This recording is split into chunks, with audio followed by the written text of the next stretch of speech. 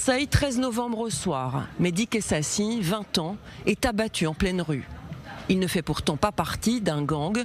Il a été visé parce que son frère Amine est un élu de la ville qui a fait de la lutte contre le narcotrafic son combat. L'assassinat du jeune homme est un tournant dans la guerre que mènent les narcos à l'État. Une élimination, un message, une escalade. L'émotion est nationale, la réaction politique est immédiate. Le président de la République a demandé à tous les acteurs de poursuivre la lutte qui est la nôtre, de l'amplifier, notamment au travers des nouveaux outils qui sont les nôtres dans le cadre de la loi narcotrafic. Pas que la loi narcotrafic, depuis 2017, 18, 19, avec la réforme de l'OFAST, on lutte contre les trafics de stupéfiants. Le président de la République a demandé évidemment de continuer ce travail. Pour les autorités locales, l'assassinat de Mehdi Kessassi représente un tournant. La mairie dénonce un acte destiné à terroriser ceux qui s'opposent aux trafiquants. On doit se soulever dans cette affaire-là, on doit avoir la tête haute et dire qu'on ne tremblera pas et qu'on n'aura pas peur. Nous n'avons pas peur de vous. C'est ça qu'on a besoin de dire à la mafia. Vous ne nous faites pas peur. Vous ne faites pas peur aux Marseillais, vous ne faites pas peur aux Français. Parce qu'à la fin, on gagnera. Si on est unis, on gagnera. La France n'est pas la seule concernée. Une même violence frappe le nord de l'Europe. Bruxelles notamment. Fusillades, règlements de compte, représailles. En février dernier, des hommes armés ont ouvert le feu à plusieurs reprises dans une station de métro, puis dans les rues de la capitale belge.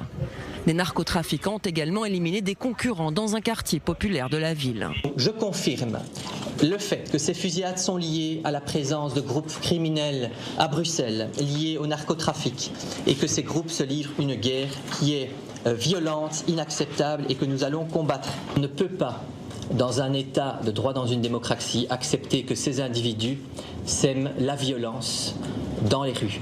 Cette spirale de violence a amené une juge d'instruction belge à parler de narco-État. Nous sommes confrontés à une menace organisée qui sape nos institutions, écrit-elle dans une lettre publiée anonymement sur le site des cours et tribunaux belges. Elle dénonce la montée en puissance des narcotrafiquants, en particulier à Anvers. La magistrate a elle-même déjà dû vivre 4 mois sous protection rapprochée dans une habitation sécurisée après avoir reçu des menaces de trafiquants de drogue. En France aussi, la corruption au sein des institutions censées lutter contre le fléau existe. Il faut savoir aussi lutter contre la corruption qui touche les services enquêteurs, qui touche possiblement les tribunaux. Et il y a d'ailleurs une dizaine d'enquêtes ouvertes pour des agents qui auraient été corrompus et qui donnent des informations aux organisations criminelles, et violant ainsi le serment de servir la République. Marseille, Bruxelles, Anvers, Rotterdam. La violence suit les routes de la cocaïne.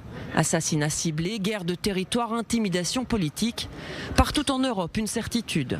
Sans frapper les routes, l'argent et les réseaux, le continent s'exposera à une violence de plus en plus décomplexée et à un défi direct contre ses institutions démocratiques.